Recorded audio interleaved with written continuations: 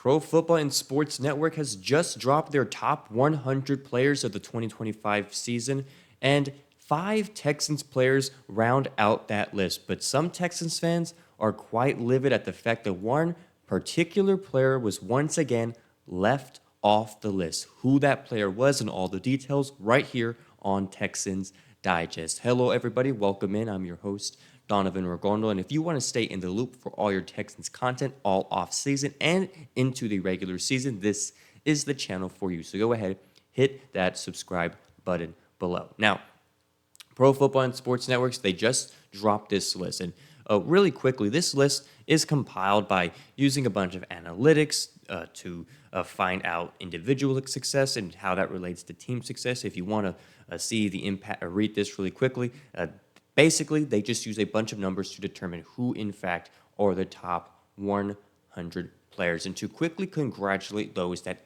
made this list, those 5 Texans players are right here. As you see, Derek Stingley Jr., Nico Collins, Danielle Hunter, Jalen Pitre, and CJ Gardner-Johnson. Stingley was the number 10 player, Nico Collins number 39, Hunter was 41, Pitre 42, and CJ Gardner-Johnson rounding out the list of Texans at 45. And well-deserved for every single one of these guys for making this list. They have a big 2025 NFL season coming up. Derek Stingley Jr. Is the Texan that is apparently the best Texan on this team, our defensive player there. Last year, he limited opponents to just 45.3% completion percentage whenever he was targeted specifically. He had 18 combined interceptions and pass breakups, which was second in the NFL last year, which is very, very impressive and is proof as to why he is the 10th best player in the NFL heading into next season. Of course, at 39, we have Nico Collins, our star wide receiver, our number 1 guy, who had, despite some injuries last year, he missed a couple games, had a 1,000-yard season and made a Pro Bowl. And that is, again, due to the fact that he missed some games. It could have been a lot more than the yards that he had attained. For a while, he was the leading receiver in yards for the entire NFL, and then he got hurt. Those numbers took a dip, but he was in that lead. He was proving why he was the best wide receiver in the league. Danielle Hunter, 41, had 12 sacks last year, 66 total pressures. We expect him to continue to do that next season as well. Jalen Pitre, 65 tackles, 1 forced fumble, and 1 interception. And, of course, safety, CJ Gardner-Johnson, who's a veteran who we recently acquired from the Eagles, who's got amazing ball skills. He had 6 interceptions last year with the Super Bowl champions. And so I just want to give kudos to Nick Caserio for pulling off this deal, right?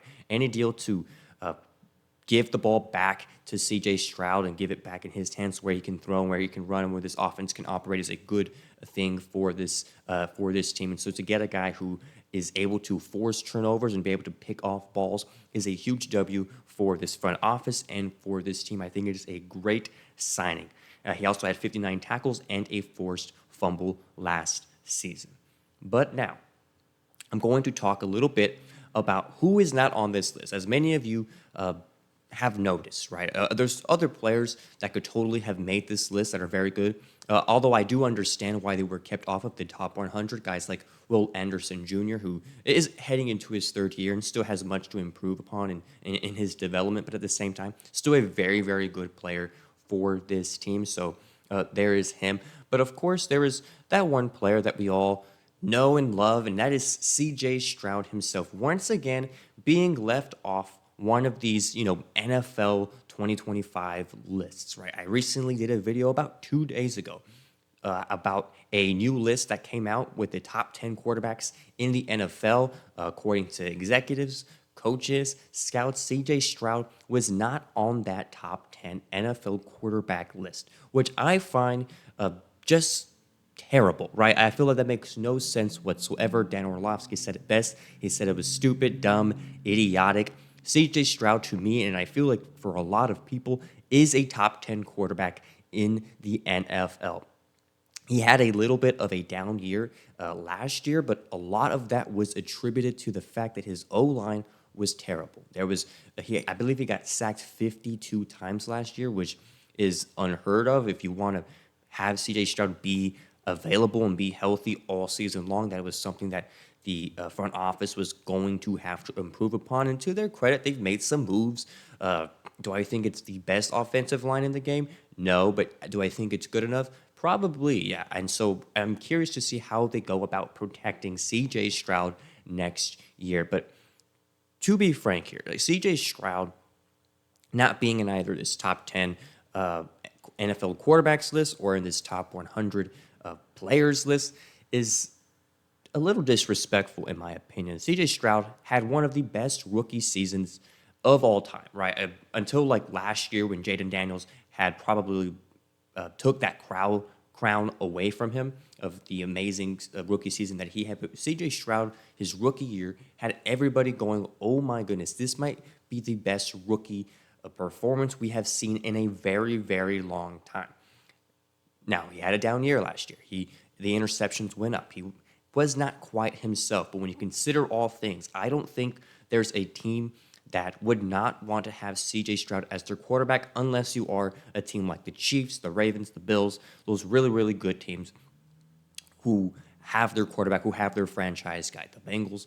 And so CJ Stroud, I think a lot of those GMs would be happy to have CJ Stroud on their team. And if you were to put him in the place of a guy like Baker Mayfield or in a system like the Eagles or whatever it was, CJ Stroud would elevate that system immediately with his talents, with his gifts.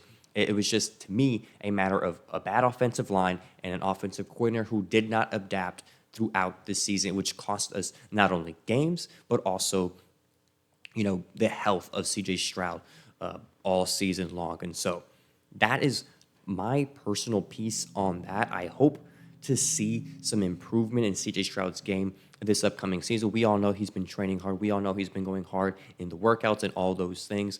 And so it's going to be very, very exciting to see what CJ Stroud brings in year 3 of his NFL career. Year 3s are very, very important for anybody, for coaches, for players, especially quarterbacks. And so it's all going to be a cool thing to see and see him grow with this, slightly upgraded new offensive line. And I'm going to go back to this list right here because if there's one quarterback who is ahead of CJ Stroud in that list, and I was a little tilted my head a little bit. Brock Purdy made this top 100 list. He was number 88. And I compared the numbers, and Brock Purdy, to his credit, very talented quarterback, very similar numbers to CJ Stroud, if not maybe a little bit better. But again, considering the offensive line, the offensive coordinator, how things were just totally not in CJ Stroud's favor, I think when you have Stroud in a place where he has at least a decent offensive line, the numbers would not look the same. And so when I see this, I can't really think of a lot of teams who would say that they would prefer Brock Purdy over CJ Stroud. And again, this is not a knock on Brock Purdy. Brock Purdy went to a Super Bowl. Brock Purdy has shown that he can win games. He is a winner. That is undisputed for a guy like Brock Purdy. But at the same time, I just don't see how people can take him and place him above CJ Stroud in a top 10 QB list or in a top 100 player list where Brock Purdy is on it and CJ Stroud is not. CJ Stroud has everything you would want in a quarterback.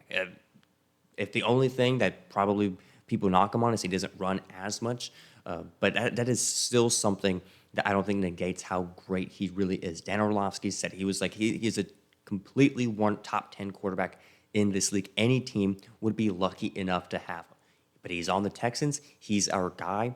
And quite frankly, I cannot wait to see how he does next season. It's going to be a big year. He's trimmed some body fat. He's got into a little bit of better shape. He's been working on his game all year. And so I'm excited to see what he does in that aspect. But nevertheless, if you want the last thing you want to do, or if you want to prove to everybody that you are, in fact, a top 100 player or a top 10 quarterback, whatever it is, this is all just fuel for CJ Stroud to come out this season and just blow everybody away with his play. And so with that, let me know in the comments what you think about him being left off of this list. Again, congratulations to guys like Derek Stingley Jr., Nico Collins, Hunter Pitre, and Gardner Johnson. They have a big 2025 seasons coming up. But let me know in the comments what you think about CJ Stroud and where you have him in your top 10 quarterbacks in the NFL list. I am curious to know what you guys think, so go ahead, let me know down in the comments. And as always, if you've made it to the end of the video, that tells me you are a true Texans fan. Go ahead, hit that subscribe button below. We'll see you next time on the next episode of Texans Digest. I've been your host, Donovan Ricondo. So long.